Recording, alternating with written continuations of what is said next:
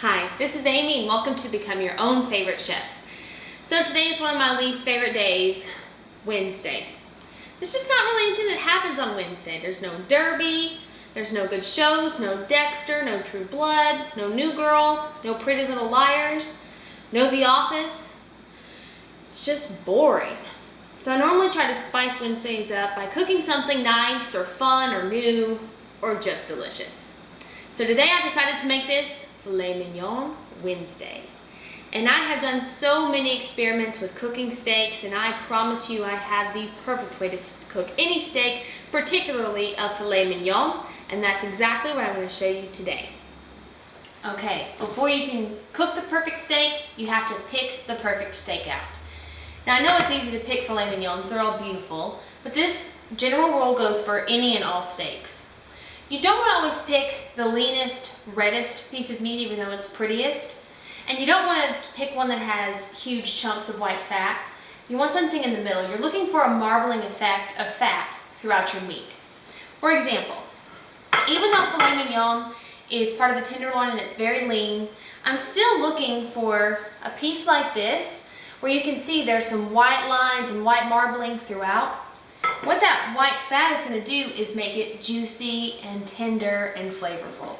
Same thing for this one. You can see there's quite a few white lines marbled throughout the filet, and that's what we're looking for. Let me wash my hands real quick. Let's talk seasoning. Seasoning a steak can be complex, and I have tried it all. I've tried all kinds of dry rubs, I've tried marinades, I've tried all kinds of things, but I found that the best way to cook a steak is to keep it simple. First off, if you bought a filet mignon that's not wrapped in bacon, what are you thinking? Put some bacon around it. Alright, bacon will make it better, I promise. If you've got a bacon wrapped filet mignon or just other kind of good quality steak, all you need is salt and pepper. That's it.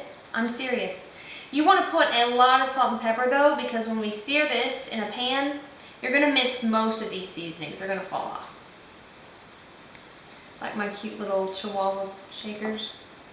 My sister got me those. Looking good. Then we're going to pat it down. Flip them over and do the same thing on the other side. Okay, salt and pepper for this side. Now I just got these out of the refrigerator, so they're pretty cold. So what we want to do is leave these out for at least 20 minutes with their seasoning on. You want to cook a steak at room temperature, but also if you leave the salt on here, it's going to pull out some of those juices and proteins so that when we sear this, it creates the perfect crust. And that's what's going to make this steak absolutely perfect. So 20 minutes and then we'll cook it up. Alright, the secret to a really good steak is to sear it at a screaming hot temperature so that it seals in all those juices, gives it a nice crust. And what I like to do that with is garlic infused oil. If you can't find some at your local grocery store, you can make your own. I used to make my own garlic oil by just taking extra virgin olive oil, adding a couple tablespoons of minced garlic for every cup or so of olive oil, and heating it up over the stove top or in the microwave. And just doing that, stirring it up, it infuses that garlic flavor. So you can make your own if you need. The best way to cook these steaks is with a good old cast iron skillet. If you don't have one, it's fine, it'll work the same, but these get so hot that it's perfect. I've been heating mine up on medium-high heat for about 5 minutes. I want it to be screaming hot before I add my steaks. To check it, I'm going to add just a little bit of oil. And once that oil starts smoking, that's when it's hot enough, and that's when we're going to start searing our steaks. Alright, we let our oil heat up for a couple of minutes, and you can see it is scalding hot. Get an apron on because this is gonna start popping. But what I like to do with filet mignons is actually start by cooking the bacon around it so that I'm not eating soggy bacon. And that also helps to sear in a lot of the juices.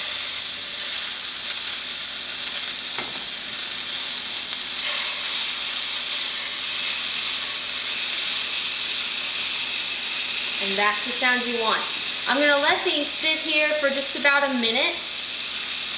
And then I'll kind of roll them around and make sure that each side of bacon is slightly cooked.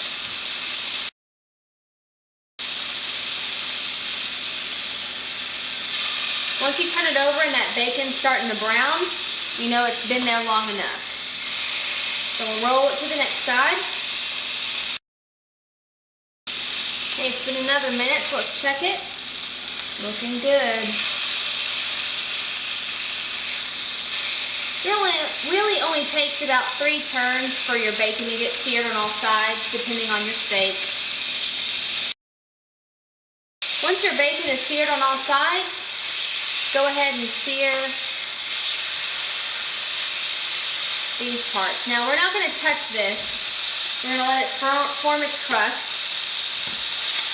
But you need to know how you like your steaks for how long you want to keep it here. I like mine medium rare. So I'm going to cook these for about 5 minutes on one side, flip it over, cook it another 5. If you like yours more rare, I'd try 3 to 4 minutes. And if you like yours fully done, try a full 6 or 7 minutes.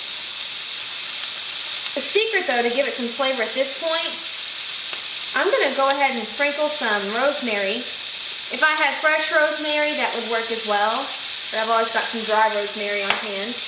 And take that same garlic-infused olive oil and just drip some over it, over the top. That garlic oil and rosemary is going to infuse into the steak as you cook it, and that's what gives it a really delicious, unique flavor. It's been about 4 minutes now, and since this one's a little thinner, I'm going to go ahead and flip it. Oh my goodness, look at that crust. It's dark brown, completely seared. I'm going to do the same thing on this side. I'm going to add that rosemary. I'm going to add a couple drizzles of that garlic-infused oil. Let's go ahead and give this one a flip as well. Oh my gosh, do you see that? That's beautiful. I'm going to claim that one. Drew can have the skimpy one.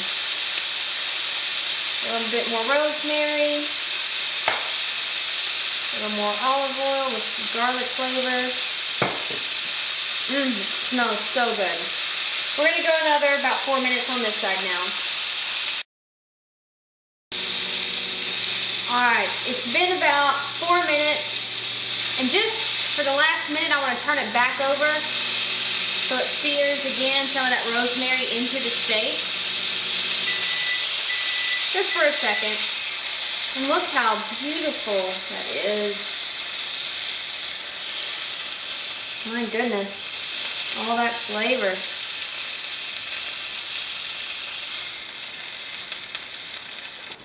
So here are our steaks, hot off of the skillet.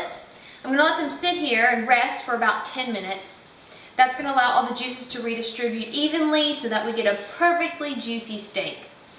Also at that time, I'm going to check its internal temperature for 140 to 145 degrees. That's again how I like my steaks, medium. If it's a little too rare, I can cook a little bit longer. If it's a little overdone, well, we'll learn better next time. But always check your steaks for their internal temperature to make sure that they're safe to eat.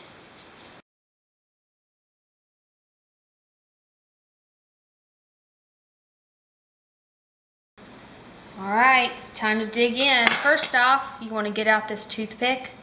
Not edible. And moment of truth, let's cut it. See if it's the way we like. Okay, look at that. All those juices came out. You can see it's pink in the middle. Very tender. The bacon's not soggy. It's just perfect. So let's taste.